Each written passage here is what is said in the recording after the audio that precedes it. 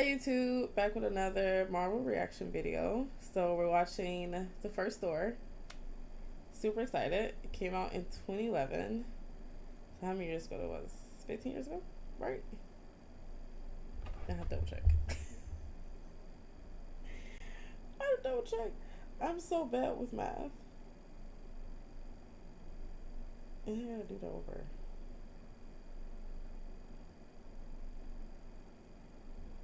It's me actually checking. 15 years ago. I was right. Okay. Yeah, there we go. Let's watch this short video. Only 60 minutes. Playground, and I'm gonna be honest, it doesn't hold up.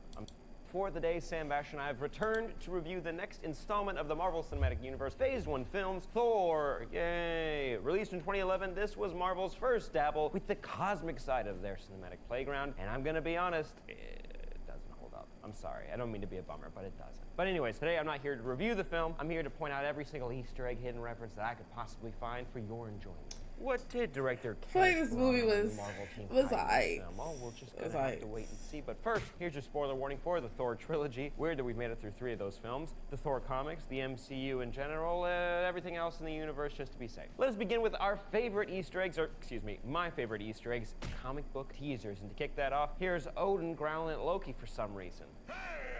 The best part of the movie, I audibly laughed so loud my roommates had to come and ask what I was watching. First up, Thor, the name of the movie, our main character. His first appearance in Marvel Comics was in Journey into Mystery number 83 in 1962. He's very similar to his Norse counterpart in a way, if not really at all, except for the hammer. Even the hammer is a little bit different. Don't worry, I'll get to that in just a little bit. But in the comics, originally he was human, going by the name spoilers, we'll get to him in a little bit. Donald found himself a little stick that when he'd bang it on the ground, he'd turn into the god of thunder himself with the hammer and everything. You actually get a tease of this in Ragnarok. Again, I'm getting ahead of myself. I'm very excited. But something very exciting, you get the actual Thor-accurate comic costume right here in his debut appearance in the film. Oh boy, I'm a big fan of that little helmet, but I understand why it never showed up again. It looks heavy as hell. Little Thor joke. But the first character we actually meet in this film is Jane Foster. Ooh, she plays a big part in the comics. Her first appearance, though, was in Journey into Mystery number 84, just after Thor's appearance, and she's been a love interest and maybe sometimes a hero. And now, currently in the comics, she's Thor, and honestly, I'm a big fan of Jane Foster Thor. I think she's really cool. I think her story is really interesting. And Natalie Portman playing Jane Foster wasn't amazing, but wasn't awful. Let's be fair to her, guys. Come on. And then we meet Mr. Eric Selvig. Excuse me, Dr. Eric Selvig. Let's show some respect. Originally,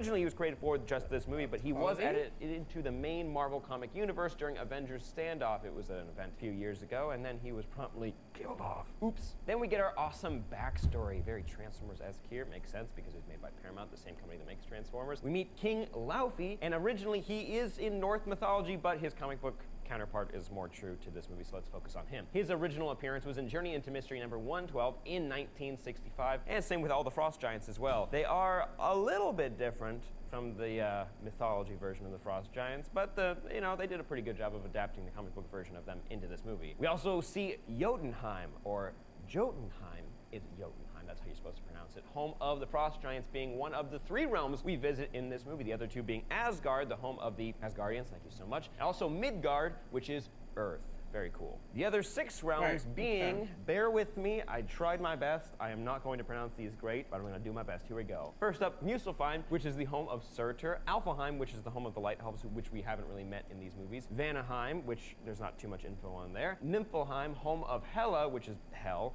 Then Svartalfheim, home of the Dark Elves. You can go ahead and kill me in the comments about that one. Why does That's everything where Malekith rhyme? comes from. And then Nidalvir, home of the dwarves. Oh boy, I butchered those, but you can just read them on the screen. Just don't hate me too much. I tried my best. I'm trying to teach you guys something. But next up, let's give a shout out to Odin, whose first appearance in Marvel Comics was Journey into Mystery number 85 in 1962. I love the headpiece they choose to use for him. It's very similar to his Norse mythology look, which is sometimes, ram's heads or, with the antlers. Also worth mentioning, his spear, Gungnir, is very cool in this movie. I like the way it was used, but more on that in a little bit. We're then introduced to Frigga, Thor's mother in the comics, but actually mythology, it's more of his stepmother. But anyways, let's focus on the comic book part, your favorite part. Her first appearance was in Journey into Mystery number 92 in 1963. She doesn't get too much to do in this movie, but everybody loves Renee Russo, so give her some love in the comments. Next, we meet Sif, who in mythology is actually Thor's wife, well, eventually, but in the comics, she's usually just his friend. Her first appearance was in Journey into Mystery number 102 in 1964. We even get to see some of her awesome sword action when they're on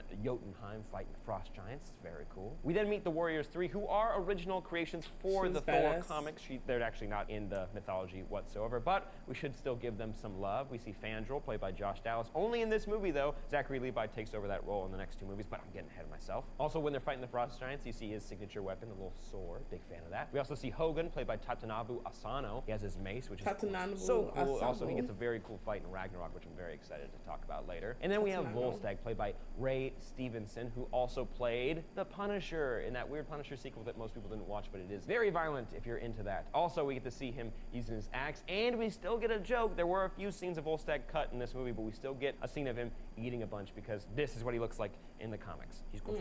And then we meet everyone's favorite villain, Loki. You get him in his signature helmet as well. And fun fact, in mythology, he's not really a villain. He's just a trickster. But in the comics, of course, he is a big old villain.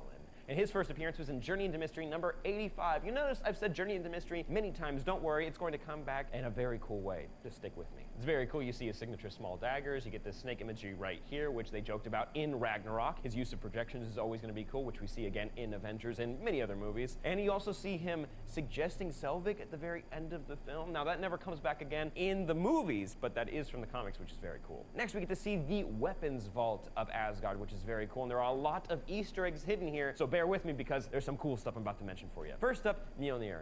We gotta, of course, mention Thor's signature hammer because there's a lot of fun Easter eggs on the hammer, which I think you guys probably missed. But let's talk about its origins. In the movie, they mentioned that it was crafted inside of a dying star, which is not in mythology or actually in the comics either. Actually, in the comics, the origin was that it was crafted by the dwarves out of Uru, which is this really strong material. But recently, they kind of changed it a little bit to be this housing for an evil, sentient lightning storm that was destroying the universe. I kind of like that one, I'm gonna be honest. But whatever you guys like, let me know your favorite origin in the comments down below. We then see the Eternal Flame, which belonged to Surtur, which was stolen by Odin, then brought back to the vault. Anyways, you can check all this out in our Ragnarok breakdown on this channel. Next, we see the Casket of Ancient Winters, which is one of the MacGuffins of this Thor film. This actually does pop up in the Thor comics. Actually, during the Ragnarok event is what actually comes before Ragnarok. They use it to freeze over the entire realm. It's very scary. Then we get into the stuff that we don't quite recognize. Let's focus on this eye first up. This has never been confirmed, but for the most part, most fans have figured out that this is Warlock's eye, which is a weapon of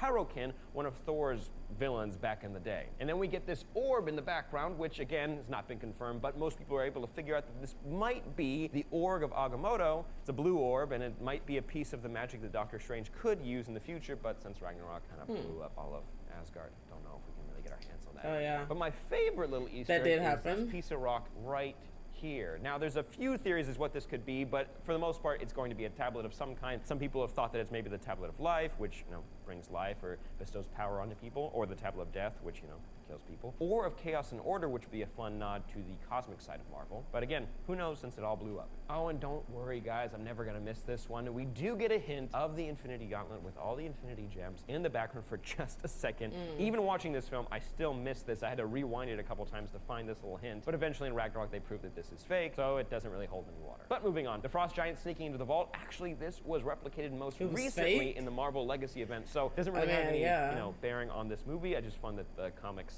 recreated this scene from the first Thor movie. We then get the crowning of Thor as King of Asgard, which does happen in the comics sometimes in the future. Author Jason Aaron actually wrote a very cool run where current Thor teams up with future King Thor and past, adolescent Thor. It's a very good run. I highly recommend you check it out. But moving forward, we then meet the Destroyer. Ooh, he's the main baddish weapon man of this movie. Oh no. He actually doesn't appear in any of the mythology, shocker, but he did make his first appearance in Marvel Comics in Journey into Mystery number 118, doing the same thing he does in this movie, fight Thor. We then meet everyone's favorite character, Heimdall, played by Idris Elba from the comics, and he is also in mythology as the gatekeeper of the Bifrost. His first comic appearance was in Journey into Mystery number 85. Man, I kind of wish he showed up more in the Avengers films, but might be too late. But speaking of the Bifrost, this is also in mythology and in the comics. This is actually the Rainbow Bridge that helped Asgardians. They used to give him another character, but in the comics, they use it as just a general transportation to anywhere in the 9 realms. And also, it's worth mentioning, one very sleuthy internet person was able to figure out that this writing here on Thor's hammer actually ties it back to the comic version of Mjolnir. Now, in the comics on Mjolnir, it's written, "Whosoever holds this hammer, if he be worthy, shall possess the power of Thor." In the movie, if you actually read around the top of the hammer, it reads, when translated, "He who holds this hammer commands the lightning and the storm." Read it that way. Easter egg. Thank you so much. Nice internet person. Then scooting forward again to the hammer falling to Earth, this crater that the hammer's in, it kind of seems similar to the Civil War comics that everyone's a big fan of over at Marvel. Originally, the hammer just crash landed in the middle of America, and then somebody else picks it up. I don't want to spoil Civil War if you guys want to go read it. It's a very crazy comic. But then scooting forward, coming back to pay off that journey into mystery line that I repeated over and over again, if you check this poster in this town that Thor and Jane Foster and the whole crew are hanging out in, you'll see this little advertisement reading, "Land of Enchantment, Journey into Mystery." That's the first appearance of Thor. Ooh, cool, it comes back around, very cool. Then scooting forward to when Thor is trying on his mortal clothes, you'll see this name tag stuck to him. It's a very obvious Easter egg to Donald Blake, the name I mentioned earlier, as the man who originally took up the mantle of Thor in the comics. Actually, it's pretty fun to mention that Donald Blake originally was a human that could transform into the god Thor, and then that was kind of retconned that Donald Blake was Thor, very cool, and he had just lost his memory because Odin was trying to teach him a lesson. Sound familiar? Yes, it's the plot of this entire film. Then scooting forward to Odin resting, recharging. Well, actually, this is the Odin sleep, which they mentioned in the movie. But in the comics, this is a device that is used to recharge the Odin force within Odin. It's a magical force that he named himself that gives him his power, the Odin force. Anyways, moving forward to an Avengers tease. Check out this clip. Avengers tease. Check out this clip. It's so dumb that he reaches for a gun and then reaches for the bow and arrow. But hey, Hawkeye, his very first appearance in the MCU. Fun fact, he actually doesn't appear with Thor in his first appearance. He appears in Tales of Suspense number 57, originally as a villain, and then does his little redemption arc when he becomes a part of the Avengers with Scarlet Witch, Quicksilver, and Captain America. But hey, he does look very spooky in this. He looks kind of like a villain in this. Now, I did want to mention Thor being unworthy of the hammer is actually a very big plot point of his current comic run of Odin's son, not Jane Foster as Thor, but actually Odin's son's walking around with a giant axe and he's not able to pick up the hammer anymore. What could that mean? Just go read the comics. It's very cool. But again, this has happened many different times in the comics. I'm just saying the current run is very interesting. Now let's move forward to Thor teaching Jane about Yggdrasil, the world tree, which is the mythological tree that connects all the 9 realms in the cosmos. I love the visualization of this tree in this movie because you can kind of see it like built together out of all the constellations and the cosmos and the different gaseous bodies out there in space. It's one of the most beautiful parts of this movie. But then scooching forward to the end credits scene, you get the tease of Nick Fury and Eric Selvig talking, looking at this cosmic cube or the Tesseract, and you see Loki suggesting things to Selvig so he can get involved with this project. Project, you say? Well, in Avengers, we actually find out that this facility is Project Pegasus, which in the comics is a facility they use to actually monitor the multiverse, to travel to other universes, which is very fun. It's a bummer that, spoilers in Avengers, this entire facility blows up. But it does make sense since the Tesseract ends up being the Space Stone, which opens portals to other places in space or traveling. It's not the same, but hey, we're pretty close. But before we knew this was a Tesseract or a Space Stone hiding as a Tesseract, we all thought this was a cosmic cube, which is a big part of Marvel Comics. And it actually made its first appearance in Tales of Suspense number 89, and it was a wish-granting cube. It could alter reality and make anything you'd want. Ooh, very cool. Now moving on to MCU Easter eggs, starting with the Marvel logo. I really missed this flip book. I know all of the ones we've gotten after this are still pretty cool, but this one just why you also notice all the Dutch angles put all in this this film, together, because if you watch like, the after credits scene in Iron Man 2, which was shot by the director of Thor, Kenneth Branagh, he has the same Dutch angles in it. There's just a few too many in here. I'm gonna be honest, it's a little much. And then scooting forward to our flashback once again, you see that this town in Norway is Holmesburg. Try my best to pronounce that correctly. This is actually the same town that appears in Captain America when the Red Skull goes looking for the Tesseract. Very cool, but again, we'll talk about that next week. Also, it's worth mentioning that Odin seems to have lost the same eye that Thor did in Ragnarok. Woohoo, very cool. Then moving forward again to Thor almost becoming king. Notice that this is the throne room, the same throne that we see in the other 2 Thor movies, and that's always inside of a giant hall. But here, it's totally outside, like 100%, so something must have changed. Somebody didn't agree with somebody, so they had to make it inside. You also get a very big tease of the Bifrost being the main weapon of this movie when Heimdall is explaining what the Bifrost can do right here. To leave the bridge open would unleash the full power of the Bifrost and destroy Jotunheim with you upon it.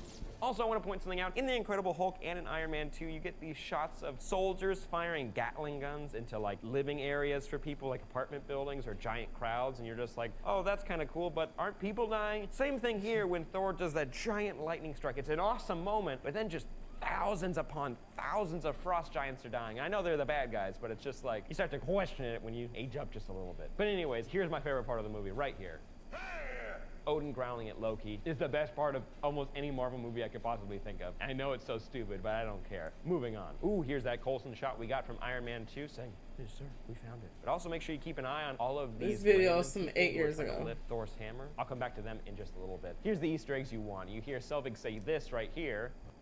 I knew the scientist, the pioneer in gamma radiation. Ooh, a pioneer in gamma radiation. He's obviously mentioning Bruce Banner or Betty Ross, who were working on a gamma radiation project just a little bit before this movie takes place. Then moving on to the S.H.I.E.L.D. base, I wanted to give a shout out to this actor right here. He's made an appearance in many different Marvel properties, specifically Winter Soldier and Agents of S.H.I.E.L.D., the TV show. This is Sitwell. Actually, I'm a big fan of him because in the comics, he ends up dying, kind of like he does in Captain America, Winter Soldier. But then he comes back as a zombie. And coming to the end of the movie, we get a hint to the secret paths between worlds right here. There are secret paths between the worlds to which even you, with all your gifts, are blind. Of course, they probably had to add this, or maybe it was already in the script, but so that it made sense why Thor could come to Earth for the Avengers films. It just works, you know? But really quick, guys, to end this video, I wanted to point out some fun pop culture references that I was able to catch when I was watching this movie, like how the intro, I mentioned this before, has a Transformers feel to it. I'll play some Optimus opening dialogue. Some wanted it for good, others for evil. Odin's opening dialogue. From a realm of cold and darkness came the frost giants. It was both made by Paramount, so it kind of makes sense that they were like, you need this same kind of inflection. But moving forward, look at this guy who's trying to pick up the hammer. He's in the red truck. He seems important, right? The camera's spending way too much time on him. Usually in movies and TV shows, that means they're important because this man is J. Michael Straczynski, who is a writer over at Marvel, specifically for Thor in Spider-Man. He's also very famous, so I was very excited to see him in this movie. And then we see the man himself, Walt Simonson, the creator of Beta Ray Bill, Throg, everything you love about Thor. He's sitting at the table right here. Check him out. And finally, guys, the last two little bits I want to leave you with is, of course, the Stanley cameo. He's the one trying to use his truck to pull Mjolnir out of the crater. It don't work. And finally, I want to say this movie has the best Thor wig of every other Thor wig we've seen in every other Marvel movie. I mean, sometimes it looks real rough, and in this, it works. But hey, guys, I hope you enjoyed this video. Let me know which of these was your favorite little Easter egg. Let me know what I possibly missed. You can follow me on Twitter @SamBasher or @OnlyStupidAnswers, seeing how those vowels from stupid. Make sure you like this video, comment down below, share with your friends. Yeah, I don't know how I feel about this reaction video. I mean, he didn't even really go through, like, the movie. Okay. He didn't really go through